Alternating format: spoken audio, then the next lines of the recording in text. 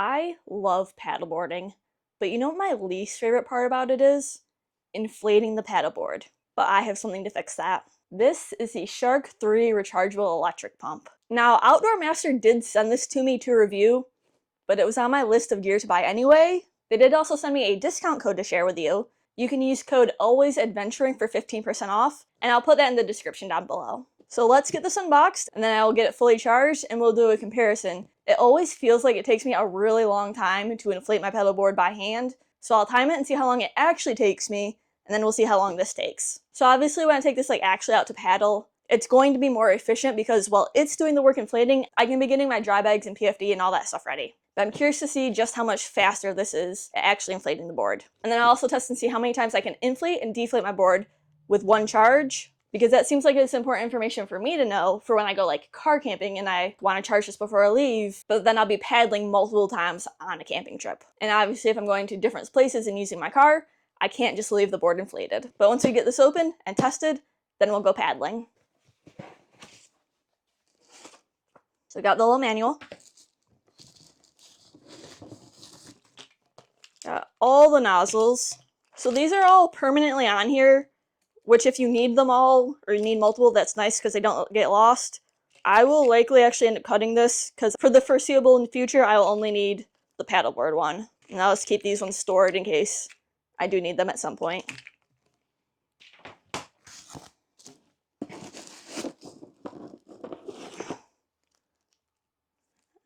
Got the cord to charge in car.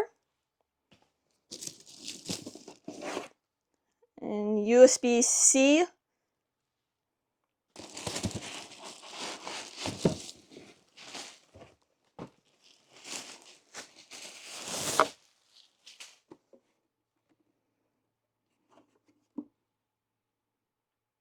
It's got little suction cups so you can stick it in place. I like the handle, very sturdy. So you got inflate, deflate, type C and DC input. Got the screen. I love peeling these things off. So satisfying.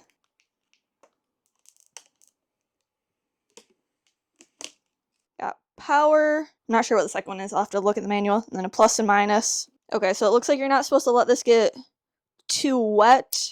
Do not use under wet conditions. Do not expose to rain. And it also looks like you're not supposed to let it continuously pump for over 20 minutes. So I don't intend to do that, because I pretty much should only be blowing up my one paddleboard. But if you are using it for a group, that's something to know. You may need to let it cool down. It does feel very well built. It's a bit heavy, but if it were too light, it would make me question its quality. Because I mean, there is a decent sized battery in here, so it shouldn't be ridiculously light. So I will get this charged and look through the manual for any important information, and then we'll get testing. Alright, so since all 4 of these indicators are lit up, that means it is between 70 and 100% charged. And when they all go off, that'll mean it is done charging. The board I'm using for this test is the Kokopelli Chasm Lite, which is 10 feet long, 30 inches wide, 6 inches thick, and has a volume of 290 liters. The reason I really wanted an electric pump, besides the efficiency of being able to get other things ready while the board is inflating, was to save effort. Once I get to about 12 psi with my hand pump, which is a Kokopelli branded pump, I basically have to use my body weight to help actually compress the pump. For this reason, I don't typically inflate my board to much above 12 psi. I purchased this board through Kickstarter, so I have one of the first models, and on the board it recommends 15 psi.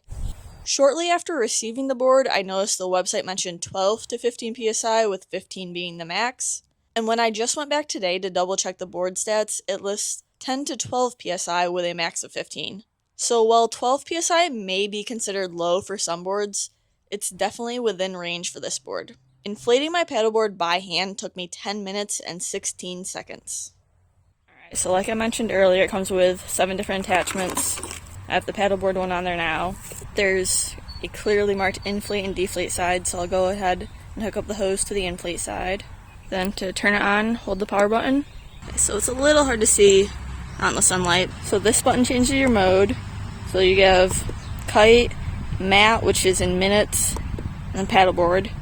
And then, yeah, plus and minus for your PSI. My paddleboard does not take 20, so we're gonna go down. The max PSI for the Shark 3 is 20 PSI, but my board will not hold that. So I went with 14.8 PSI for my test, since that's under the max of 15 PSI, and what I will likely use when I actually take it out paddling. Like I mentioned earlier, I inflated my board multiple times to see how many inflations I could get out of it, and I found the Shark 3 remembers what you had it set to last. So if you're like me and don't really have a reason to change settings, once you set it for your board, you're all good. All you have to do is turn it on and click the power button once to start.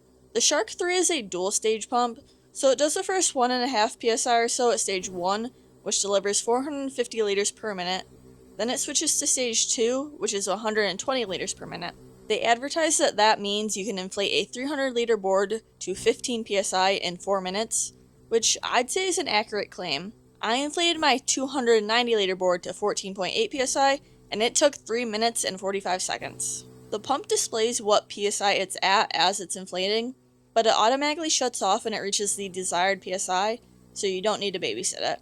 Into some more technical details, it's a 74 watt-hour battery that's fast charge capable. And when I say that, I not only mean it's capable of fast charging itself, but it can also fast charge other things as well, since this battery also doubles as a battery pack. That's something I do appreciate as I intend to bring it camping. However, I don't really intend to use it as a battery bank unless it's necessary. I have a separate battery bank that I bring camping, and I personally would rather bring the battery bank for camping and the pump for inflating my paddleboard, and not worry about not being able to inflate my paddleboard because I use it to charge my cameras. That being said, given that I do record videos of my camping trips, I tend to use more power than most. If you're only paddling once or twice and just need to keep your phone or emergency communication device from dying, you may be able to save some space and only bring the Shark 3. Interesting side note, during testing I used my battery pack to charge the Shark 3, and once the Shark 3 was full, they switched on their own and the Shark pump started charging my battery pack,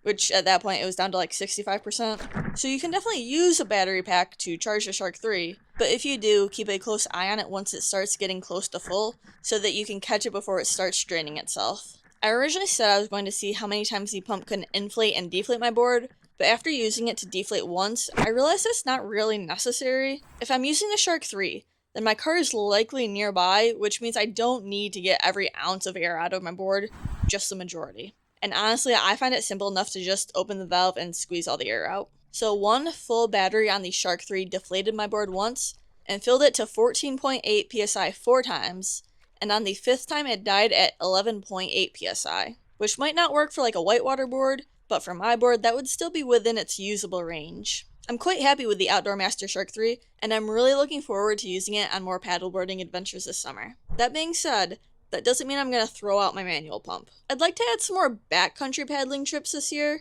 and for me, even though I don't enjoy manually inflating my board, I think it'll be definitely worth it to not have to hike in the weight of an electric pump.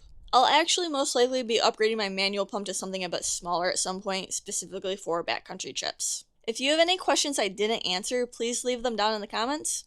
Thank you so much for watching, and don't forget to be always adventuring.